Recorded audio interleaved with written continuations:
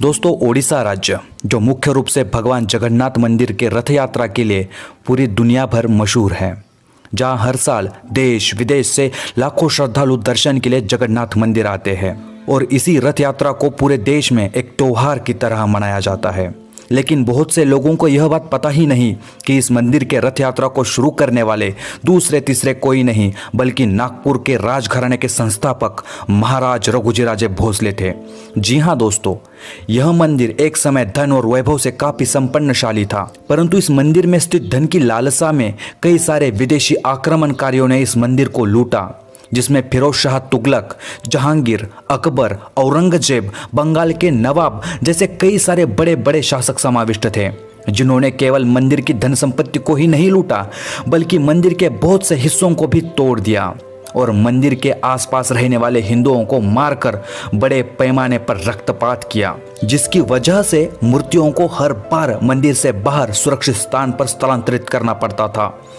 ऐसे अनेकों कारणों की वजह से भगवान जगन्नाथ की वह सुप्रसिद्ध रथ यात्रा बंद पड़ गई थी। ओडिशा में मराठों का शासन। मराठों ने हिंदुस्तान से मुगल सल्तनत को उखाड़कर सफलतापूर्वक मराठा साम्राज्य के पवित्र भगवे ध्वज को पूरे हिंदुस्तान भर फैला दिया था,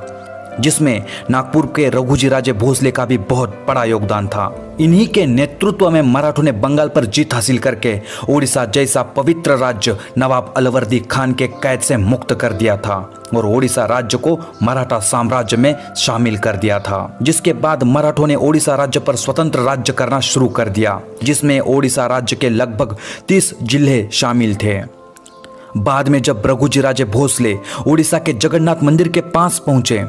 तो मंदिर की वह बहुत ही बड़ी दुर्दशा उन्होंने देखी। उन्होंने तुरंत ही हजारों एकड़ जमीन मंदिर को दान में देकर मंदिर का फिर से जीर्णोद्धार किया, पूजा अर्चना के साथ साथ मंदिर में फिर से मूर्तियों को स्थापित किया और रुकी हुई जगन्नाथ मंदिर की रथ यात्रा को पुनः शुरू करने का आदेश दिया।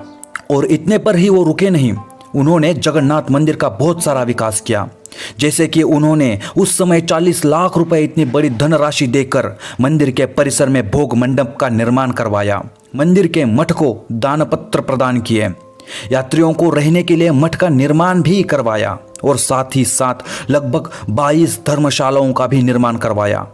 और इतना ही नहीं, जगन्नाथ मंदिर के महाद्वार के पास 34 फुट का अरुण स्तंभ है जो जगन्नाथ मंदिर के 25 फुट के अंतर पर है, उसे भी मराठों ने ही स्थापित किया था। और मराठा शासन काल में उस समय सालाना 20,000 रुपए जगन्नाथ मंदिर की रथ यात्रा पर खर्च कर दिए जाते थे। और इसके अलावा भारत के सभी राज्यों के लोगों को जगन्नाथ मंदिर का दर्शन हो सके, इसलिए उड़ीसा के कटक से कोलकाता, नागपुर, जयपुर, मद्रास, विशाखापट्टनम, कलिंगपट्टनम जैसे अनेक रोडों का निर्माण भी मराठा शासनकाल में ही किया गया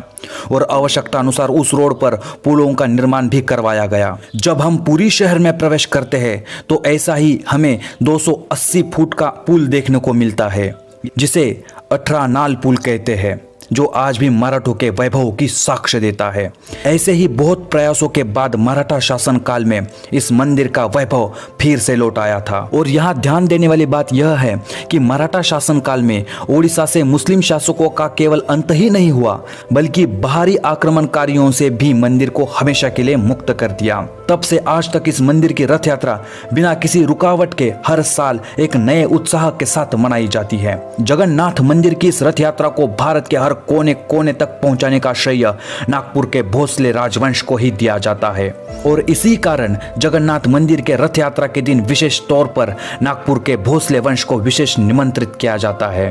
और इसी प्रकार आज हमने भगवान जगन्नाथ मंदिर का मराठा शासन काल में किया गया योगदान एवं जीर्णोद्धार इस बारे में हमने जानकारी प्राप्त की। अगर वीडियो अच्छी लगे तो वीडियो को ज्यादा से ज्यादा भाइयों तक शेयर